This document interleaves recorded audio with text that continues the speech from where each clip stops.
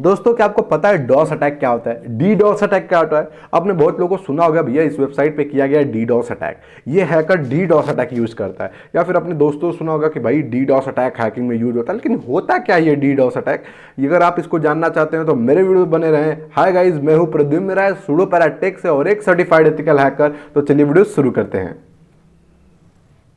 कई जो D DoS attack होता है उसको बोलते हैं डिनायल ऑफ सर्विस अटैक, और जो होता है डी डॉस उसको बोलते हैं distributed denial of service attack. ये होता क्या है?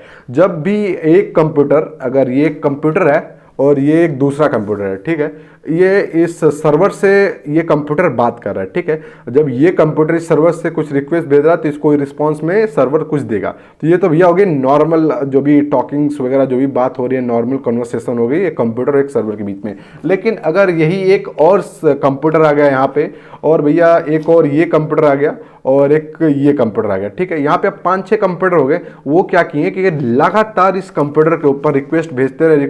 तो ऐसे में क्या होगा, ये सर्वर हो जाएगा बिजी, और इसके बाद जो पैकेट जो रिसीव करते हैं, जितना वो रिक्वेस्ट रिसीव कर सकता है उससे ज़्यादा अगर रिक्वेस्ट ये रिसीव नहीं कर पाएगा तो उसको पैकेट ओवरफ्लो होने लगेगा और भैया इसकी सर्विस हो जाएगी डाउन। तो जैसे इसकी सर्विस डाउन होगी तो इसकी जो वेबसाइट है, इसकी जो सर्विसेज हैं, वेब सर्वर हो जाएगा डाउन। इसमें कंपनी का बहुत ही ज़्यादा लॉस होता है। तो ये पूरे जो टर्म मैंने बताया उसको बोलते हैं डी डॉस अटैक। जब एक कंप्यूटर किसी भी सर्वर पे बार बार कोई रिक्वेस्ट भेजता है तो उसको बोलते हैं डॉस अटैक। लेकिन बहुत सारे कंप्यूटर एक संग मिलकर किसी एक ही मशीन पे, एक ही सर्वर पे या एक ही नेटवर्क पे जब एक अलग अलग टाइप की रिक्वेस्ट भेजते हैं, लगातार भेजते हैं, उसको फ्लड करते हैं, तो उनको बोलते हैं भैया D DoS attack, distributed denial of service attack.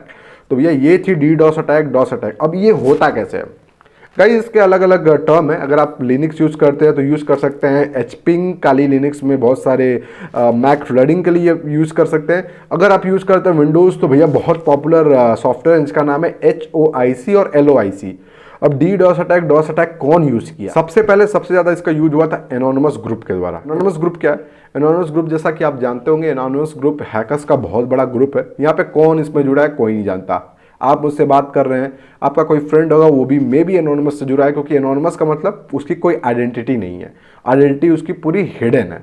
तो भैया उसने स्टार्ट की तो बहुत सारे जो भी कंपनी है उनके वेबसाइट को उन्होंने डाउन किया था। गूगल, गिटहब, बहुत सारे पॉपुलर कंपनी, कोई भी ऐसी कंपनी नहीं बची है जो डीडॉस की शिकार नहीं हो चुकी है, सारे हो चुके हैं। अब ऐसे में ये ऐसे टूल से होता है ये डीडॉस अटैक, HOIC, LOIC, बहुत सारे टूल है। अब इसमें कॉन्ट्रा मेजर्स हमको क्या लेने हैं? अगर आप हैकिंग सीख रहे हो तो भैया हैकिंग अगर आप सीखना चाहते हो फ्री में, तो नीचे आपको लिंक में एक डिस्क्रिप्शन मिला है, वेबसाइट का है, वहाँ पे भी आप फ्री में हैकिंग के सारे कोर्सेज ले सकते हो, फ्री ऑफ कॉस्ट है। वहाँ पे फ्री में आपको हैकिंग सिखा रही है, तो लिंक नीचे डिस्क्रिप्शन है भाई, जल्दी से चेक करो अगर हैकर बनना चाहते हो फ्री में विदाउट इन्वेस्टिंग एनी मनी। तो भैया अब बात करते हैं कि ये जो अटैक होता है उसमें अगर हम करते हैं तो कॉन्ट्रा मेजर्स क्या लेने होंगे। जो भी आपका सर्वर है वहाँ पे क्या होता है कि जो भी रिक्वेस्ट आती है वो होते हैं मॉनिटर। सर्वर भले ही डाउन हो गया लेकिन आपकी जो भी रिक्वेस्ट है वो रिकॉर्डेड रहेंगी। तो भैया पता चला कि एक आईपी एड्रेस है, जैसे फॉर एग्जांपल 192.168.0.52 को एक आईपी एड्रेस है, तो भैया वहाँ उस आईपी एड्रेस से आपको सर्वर पे दिखेगा भैया कि वहाँ पे लाइक 1 लाख, 2 लाख, 50 लाख से ज़्यादा रिक्वेस्ट आई हैं, ठीक है। उतने ज़्यादा रिक्वेस्ट जब आई हैं तो वहाँ पे भैया मॉनिटर करने वाला बोलेगा कि ये एक ही आईपी से इतनी रिक्वेस्ट क्यों आ रही है, तो भैया उसको वो कर सकता है ब्लॉक। अगर नहीं करता है तो आगे अगर वेबसाइट डाउन होती है तो आप पे दिया जा सकता है लीगल एक्शन, और लीगल एक्शन लेने में भैया आपको 10 साल तक की जेल हो सकती है as per cyber law of India, ठीक है। अब आपका खुद का एक सर्वर है तो आप क्या कर सकते हैं? अगर आपका खुद का एक सर्वर है तो भैया आप कर सकते हो उसको मॉनिटर कैसे करेंगे? अगर एक कंप्यूटर से कोई रिक्वेस्ट आ रही है उसको आप देखेंगे भैया इतने सारी रिक्वेस्ट क्यों आ रहे हैं, तो भैया वहां से आप कर सकते हैं ब्लॉक। लेकिन भैया आप सोच रहे हैं कि इतने सारे कंप्यूटर एक संग कैसे कर सकते हैं इतने सारे अटैक, तो भैया यहाँ यूज होता है टर्म का, उसको बोलते हैं बॉटनेट। बॉटनेट क्या होता है? एक कोई कंप्यूटर है, ये कंप्यूटर है, ठीक है, मैंने इस कंप्यूटर कर दिया हैक, ठीक है। अब क्या हो गया कि ये कंप्यूटर हो गया हैक, तो ये मेरे लिए काम करेगा। फॉर एग्जांपल मेरा नाम है मोहन, इसका नाम है सोहन, और मेरा एक दुश्मन है राहुल। मैं राहुल को डायरेक्ट नहीं पीटूंगा, मैं बोलूंगा भैया सोहन तुम जाके राहुल को पीटो। तो मोहन ने बोला सोहन को भैया राहुल को पीटो, राहुल तो पिटा। मोहन का मेरा जो इंटेंशन है वो कंप्लीट हुआ, लेकिन वो सोहन के थ्रू हुआ, तो भैया इसमें फंसेगा कौन? सोहन। तो वही होता है भाई कि जो हैकर्स होते हैं वो क्या करते हैं, बहुत सारे कंप्यूटर को लाइक कॉम्प्रोमाइज़ कर देते हैं। उनमें एक बॉटनेट मालवेयर होता है, बॉटनेट आपको ट्रोजन मिलेगा, उस ट्रोजन से उनको कर देते हैं कॉम्प्रोमाइज़। हो भैया जब भी वो इंटरनेट से कनेक्ट होते हैं तो उनका यूज़ करके वो अलग अलग टाइप के पैकेट जो होते हैं वो सर्वर पे भेजते हैं। अब जैसे भैया ये बॉटनेट है, ये बॉटनेट है, 2 बॉटनेट मैंने बनानी है, ठीक है। अब ये दोनों जब सर्वर पे रिक्वेस्ट भेजेंगे मेरे थ्रू तो भैया फंसेगा कौन, ये दोनों। और ऐसे में भैया जो हैकर होते हैं उनकी आइडेंटिटी लॉस हो जाती है, उनकी आइडेंटिटी पता नहीं चलती है। तो ये जो अटैक होते हैं बहुत बड़े बड़े अटैक होते हैं। जैसे कि आपको पता है गिटहब एक बहुत बड़ी जो भी लिंक शेयरिंग और आप एक तरीके से कोड शेयरिंग वेबसाइट है, वहाँ पे हुआ था 1.5 TBPS का अटैक पर सेकेंड।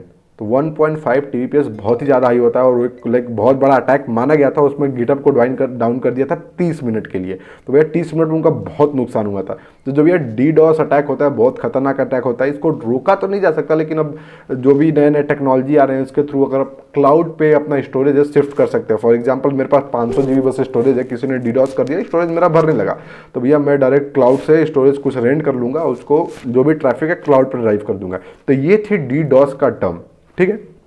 ये होते हैं बॉटनेस के थ्रू आप कनेक्ट कर सकते हैं और कनेक्ट करने के बाद किसी वेबसाइट पे कर सकते हैं DDoS। इसका लाइव मैं प्रैक्टिकल नहीं दिखाऊंगा, लाइव प्रैक्टिकल दिखना है तो भैया वेबसाइट पे जाओ, लिंक नीचे डिस्क्रिप्शन में, वहाँ पे जाके आप पढ़ सकते हो और कैसे काम कर सकते हैं, आप पूरी हैकिंग सीख सकते हो।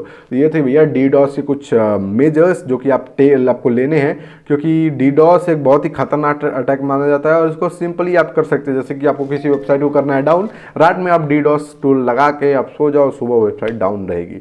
तो मैं ये डिस्क्लेमर अभी देता हूँ कि इसका आप गलत यूज़ न करें, हमेशा टेस्टिंग पर्पज़ के लिए करें। जैसे कि आपकी खुद की वेबसाइट, अगर आप टेस्ट करना चाहते हैं भैया वेबसाइट हो सकती है डाउन या नहीं, तो ये वहाँ पे आप टेस्ट कर सकते हैं DDoS अटैक को।